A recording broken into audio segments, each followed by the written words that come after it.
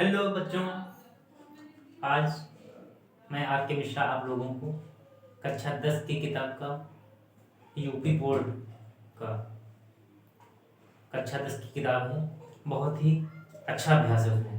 द्विघात समीकरण का मैं एक आज आप लोगों को बहुत ही इम्पोर्टेंट क्वेश्चन जो परीक्षाओं में बहुत ही पूछा जाता है, बहुत ही अच्छा क्वेश्चन मैं आप लोगों को बताने जा रहा हूँ। और वो सवाल आप लोगों को व्हाइट बोर्ड में आपके सामने है। यदि द्विघात समीकरण 1 plus M square x square plus 2mcx plus सी स्क्वायर माइनस ए स्क्वायर बराबर 0 के मूल बराबर हैं, तो सिद्ध करें सी स्क्वायर बराबर ए स्क्वायर ब्रैकेट में 1 प्लस एम स्क्वायर। तो बच्चों, हम लोगों को ये सवाल दिया गया है। क्या सवाल हम लोग इसका हल करेंगे यहाँ पे, तो इसलिए हम यहाँ लिखे दे रहे हैं हल। सबसे पहले हम यहाँ पे लिख रहे हैं हल। हल जब हम लोग इसका करने जाएंगे तो सबसे पहले जो हम लोगों को समीकरण दिया गया है, समीकरण हम लोगों को क्या दिया गया है, 1 plus M square x square plus 2mcx plus सी स्क्वायर माइनस ए स्क्वायर बराबर 0। ये हमको एक द्विघात समीकरण दिया गया है और हम लोगों को ये बताया गया है कि इस द्विघात समीकरण के मूल बराबर हैं। इस द्विघात समीकरण के मूल बराबर हैं और इस बात के आधार पर हमको सिद्ध क्या करना है, हम लोगों को सिद्ध करना है कि ये सिद्ध सी स्क्वायर बराबर ए स्क्वायर ब्रैकेट में 1 प्लस एम स्क्वायर होता है। तो दोस्तों, मित्रों, मेरे अच्छे प्यारे बच्चों, आप लोगों में बताना चाहूंगा कि जो हमारे पास है ये इस सवाल के लिए लागू नहीं है, ये हम लोगों के जीवन के लिए भी लागू है। क्या कि हम लोगों को अपने साधनों पे ध्यान देना चाहिए, ना कि जो हमारी समस्याएं हैं उन पे ध्यान देना है। समस्या हमारी क्या है कि हम लोगों को ये सिद्ध करना है, क्या सी स्क्वायर बराबर ए स्क्वायर ब्रैकेट में 1 प्लस एम स्क्वायर। और साधन हमारे पास हमको दिया क्या गया है, जो हम लोगों को खुद सवाल में मिला, क्या बताया गया है कि यदि द्विघात समीकरण 1 plus M square x square plus 2mcx बराबर प्लस सी स्क्वायर माइनस ए स्क्वायर बराबर 0 के मूल बराबर हैं, तो हम लोगों को क्या बताया गया है कि इस समीकरण के मूल, ये जो समीकरण आपके सामने लिखा है, इसके मूल क्या है, बराबर है। और इस बात के आधार पर हम लोगों को ये सिद्ध करना है, ये प्रूव करना है। तो जो हमें बताया गया है, जो हमारे पास साधन है, हम उसी का उपयोग करेंगे। हम लोगों को क्या बताया गया है कि इस द्विघात समीकरण के मूल बराबर है। अब अगर इस द्विघात समीकरण के मूल बराबर है तो हम लोग मूल बराबर होने की स्थिति लगा देंगे, उसी की कंडीशन लगा देंगे। तो सभी को पता है उसकी कंडीशन क्या होती है, हाँ, द्विघात समीकरण का विभक्तिका 0 होना चाहिए। ठीक, तो उसी के लिए हम लोग क्या करेंगे, सबसे पहले ये जो द्विघात समीकरण दी है इसकी मानक द्विघात समीकरण से तुलना कर करके हम लोग ए बी और सी का मान निकालेंगे। तो क्या लिखेंगे, यहाँ पर एक लाइन लिखेंगे, दी गई द्विघात समीकरण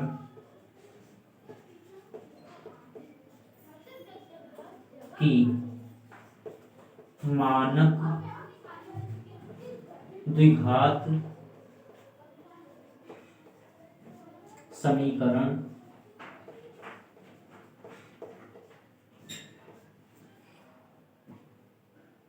ए एक्स स्क्वायर, इसको देखिए यहाँ पे छोटी एबीसीडी के अक्षरों का प्रयोग किया गया है, छोटा सी है ए, इसलिए हम लोग यहाँ पे कैपिटल ए भी ले सकते हैं। A X square plus B X plus C बराबर 0 से तुलना करने पर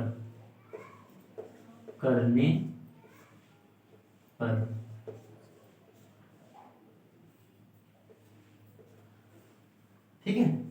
अब जब हम लोग ये जो द्विघात समीकरण दिया गया है इसकी हम लोग मानक द्विघात समीकरण A X square plus B X plus C बराबर 0 से तुलना करेंगे, तो देखिए हम लोगों को क्या मिलेगा, क्योंकि यहाँ भी एक्स स्क्वायर है और इस मानक द्विघात समीकरण में भी एक्स स्क्वायर है। यहाँ एक्स स्क्वायर के साथ में क्या है, ए है, और यहाँ पे 1 प्लस एम स्क्वायर, यानी कि ए का मान हमको क्या मिला है, ए बराबर 1 प्लस एम स्क्वायर। इसी तरह यहाँ x के साथ में b है और यहाँ x के साथ में क्या 2mc है, अतः b का मान क्या मिला है 2mc।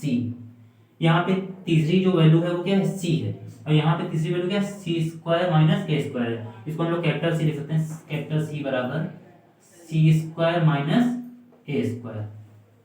ठीक है, अब हम लोगों ने a b और c का मान निकाल लिया यहाँ पे।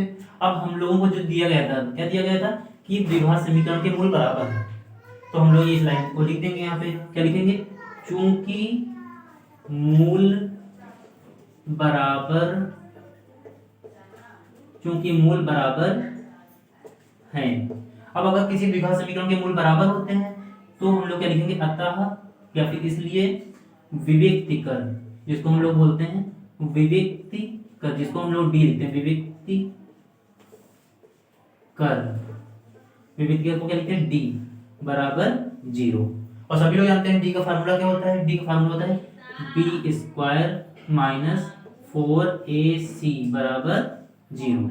अब हम लोगों को बहुत ही आसान सवाल हो गया। हम लोगों को क्या करना है, बस इस समीकरण में a b और c का मान रख देना है। तो सबसे पहले देखिए b है, b का मान यहाँ पे क्या निकाला हम लोगों ने 2mc, स्क्वायर लगा तो ऐसे स्क्वायर लगा देंगे, माइनस 4, फिर a लिखना है, a की वैल्यू क्या है 1 प्लस m², फिर c है, c की वैल्यू क्या है c² माइनस a² बराबर 0।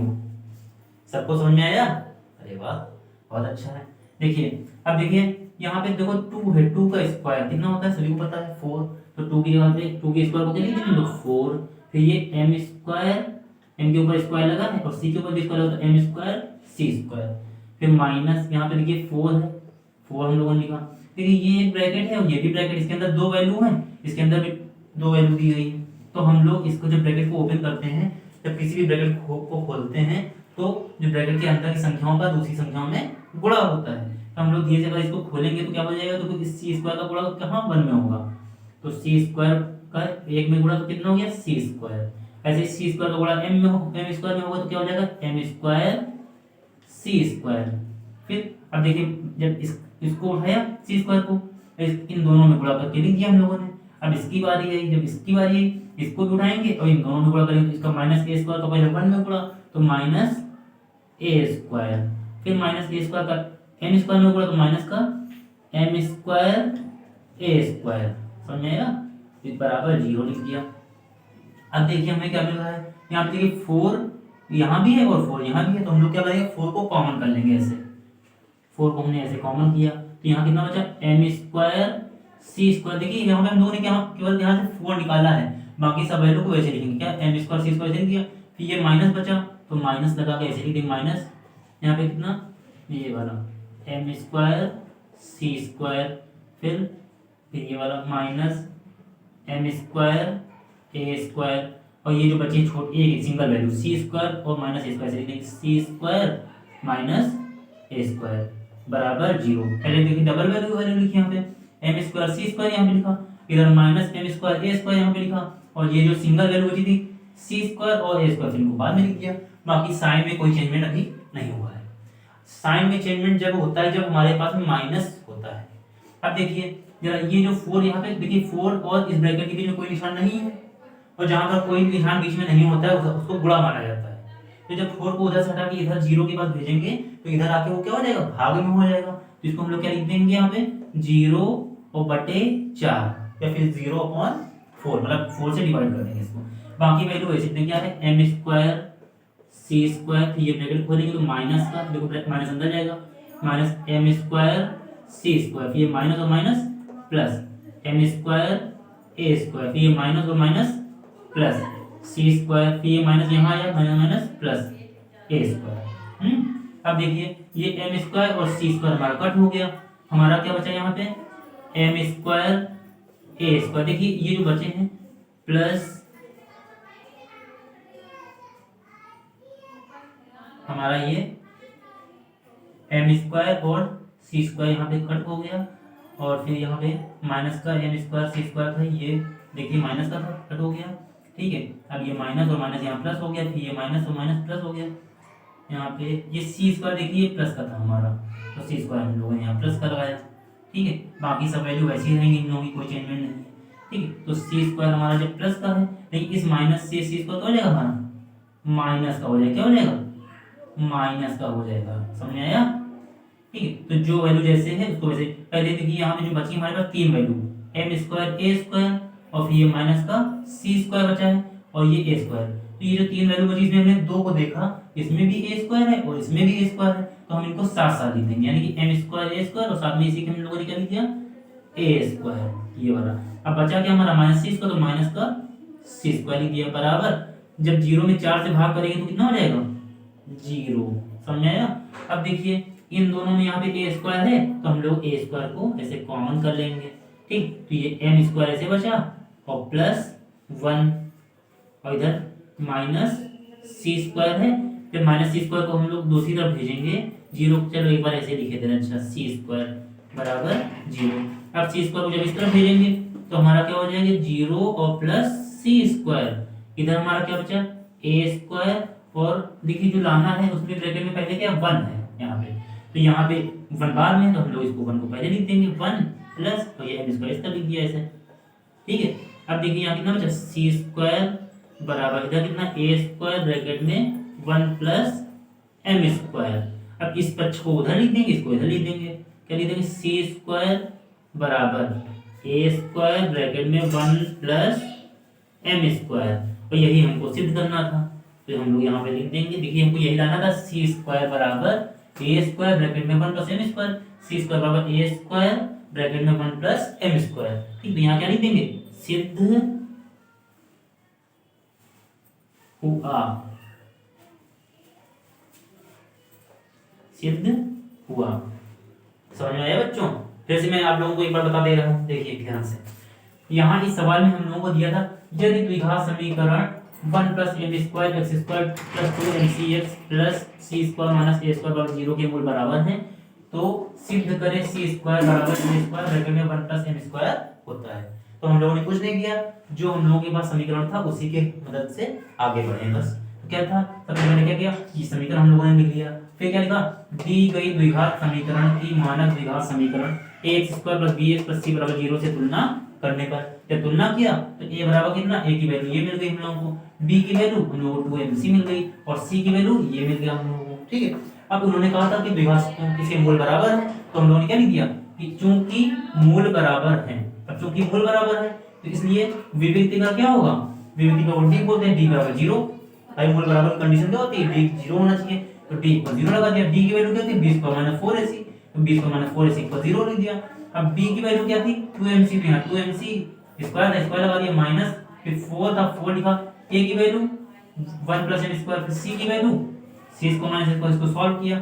देखिए यहाँ तक इसका 2 का 4 हो गया, बाकी ऐसे लिख दिया। फिर यहाँ पे 4 और इसको ब्रैकेट ओपन किया तो इन दोनों का इसमें मल्टीप्लाई हो गया, ये आ गया हमारा।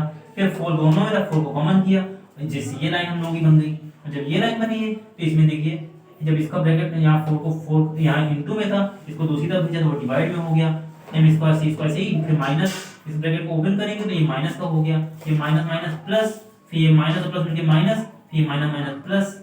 और इस माइनस का अंदर जब इसके अंदर ब्रैकेट के अंदर भेजा माइनस को हम लोगों ने, तो जितनी भी अंदर वैल्यू थी सबका चिन्ह बदल गया। जो प्लस की वैल्यू थी वो माइनस की हो गई और जो माइनस की वैल्यू थी वो प्लस की हो गई। बराबर इधर 0/4, 0/4 का मतलब 0 हो गया। इधर हमारे पास देखिए यहाँ पे दो चीजें तो कट ही गई, ये प्लस की और माइनस की, ये दूसरे से कट गई। ठीक है, यहाँ पे ये ए स्क्वायर की वैल्यू ये, ए स्क्वायर की वैल्यू ये, साथ साथ हम लोगों ने लिख दिया ए स्क्वायर। ठीक, जब ए स्क्वायर और ए स्क्वायर हम लोगों ने साथ साथ लिखा तो देखिए ए स्क्वायर हमको दोनों में कॉमन मिल गया, तो यहाँ क्या बचा? एम स्क्वायर इधर से और इधर से 1 और माइनस सी स्क्वायर बराबर 0 हो गया। फिर ये माइनस की वैल्यू थी, इसको दूसरी तरफ भेज देंगे तो इधर जाके प्लस की हो गई 0 के पास, ए स्क्वायर और ब्रैकेट में 1 प्लस एम स्क्वायर बराबर यहाँ पे, फिर इन दोनों को ऐड करने में सी स्क्वायर आ जाएगा, यहाँ पे ए स्क्वायर और ब्रैकेट में 1 प्लस एम स्क्वायर। यही हमको एक प्रकार से लाना था, इसको उधर लिख दिया हम लोगों ने और इसको इधर लिख दिया, सी स्क्वायर बराबर ए स्क्वायर ब्रैकेट में 1 प्लस एम स्क्वायर, और यही हमको लाना था ऊपर। देखिए सी स्क्वायर बराबर तो बड़ी हमारा सिद्ध हुआ। ठीक है, सभी को आया? अरे वाह, एक पेज को नोट कर लीजिए। और जैसे अगर इस सवाल में आप लोगों को कोई भी समस्या आती है इसमें, इसके अलावा किसी और सवाल में, तो आप लोग मुझसे कांटेक्ट कर सकते हैं। ठीक है, कर लीजिए आप। इसी तरह से अन्य सवाल भी लगाइए।